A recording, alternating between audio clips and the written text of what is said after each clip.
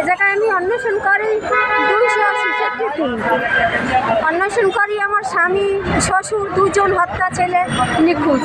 এই ছেলে দুজন নিখোঁজ আমি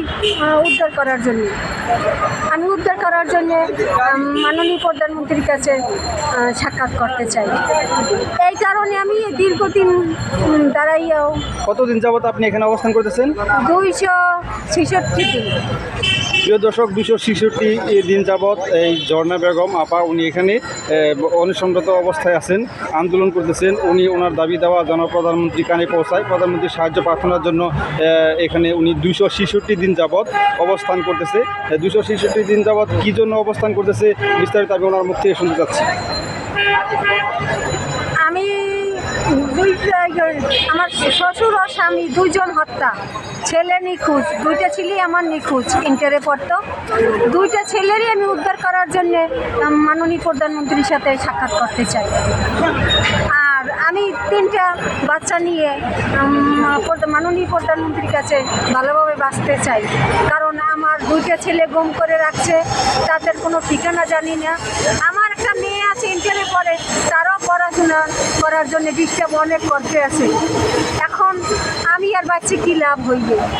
যার কারণে বলছি, আমি যতক্ষণে মাননীয় প্রধানমন্ত্রী আমার ডাক না দেবে, আমার ডাকে সাড়া না দেবে, ততক্ষণ আমি এই জায়গায় বসে অন্বেষণ করে না খেয়ে মরে যাব। তবু আমি মাননীয় প্রধানমন্ত্রীর সাথে সাক্ষাৎ করতে চাই। জনগণের কাছে আমি সাহায্য চাই। সাংবাদিক রিপোর্টার ভাইরা সবাই আমার এই কথাটা, আমার কান্না, আমার কথাগুলো মাননীয় প্রধানমন্ত্রীর দৃষ্টিতে পাঠান, দৃষ্টিতে সে পাও। আমি হয়তো দৃষ্টিতে সে পেলে হয়তো আমারে ডাক দেবে। আমি সেই আশায় এখনও বসে আছি। প্রিয় দর্শক, স্বামী হারা, সন্তান হারা এবং শ্বশুর হারা একজন মহিলা এখানে অবস্থান করতেছে, প্রধানমন্ত্রীর কাছে বিচার চাচ্ছে। দেশের সাংবাদিকদের কাছে উনি প্রশ্ন চাচ্ছে যেন এনাকে প্রচার করে প্রধানমন্ত্রীর কান পর্যন্ত পৌঁছে যায় ওনার এই আকুতিটা, এবং প্রধানমন্ত্রী ন্যায় বিচার করে ওনাকে সান্ত্বনা দিবে, ওনার ন্যায় বিচার করে দিবে, এই প্রত্যাশায় ওনার এখানে 266 দিন যাবৎ অবস্থান করতেছে। আমরাও চাবো সবাই ওনার এই ন্যায্য বিচার পাক, এই প্রত্যাশা করে এখানে ভিডিওটি শেষ করছি। একটু কথা বলেন। আমি দুনিয়ার এতিম, মা জননী শেখ হাসিনা আমার কথা একটু কান দিয়ে এবং দৃষ্টি দিয়ে শোনেন। আমার মা নাই, বাপ নাই, তারপরে আমার বড় একটা ভাই নাই, আমার স্বামী নাই, শ্বশুর নাই, শ্বশুর বাড়ি আত্মীয় স্বজনই এই এমপির সাথে মিলে, তীরন্দ্রনাথ এমপির সাথে মিলে কাজগুলো ঘটাইছে।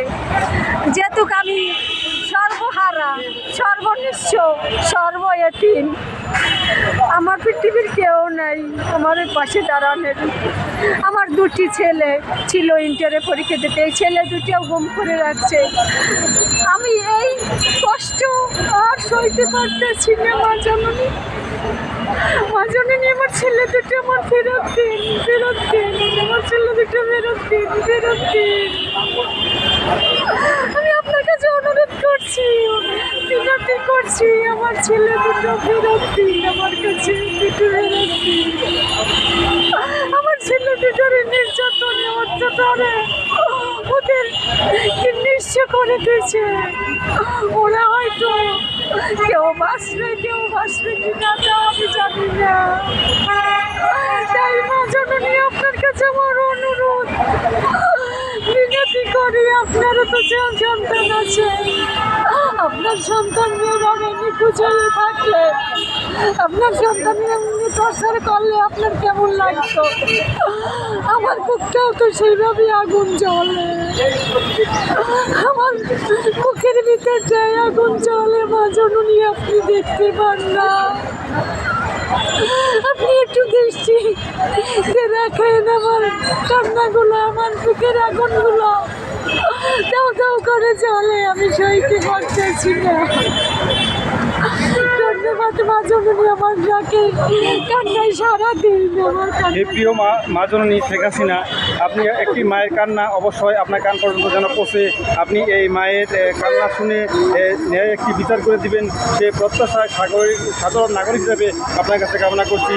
এই কান্না আসলে সর্ব মানুষের হৃদয়ের কান্না, এটি 18 কোটি মানুষের হৃদয়ের কান্না।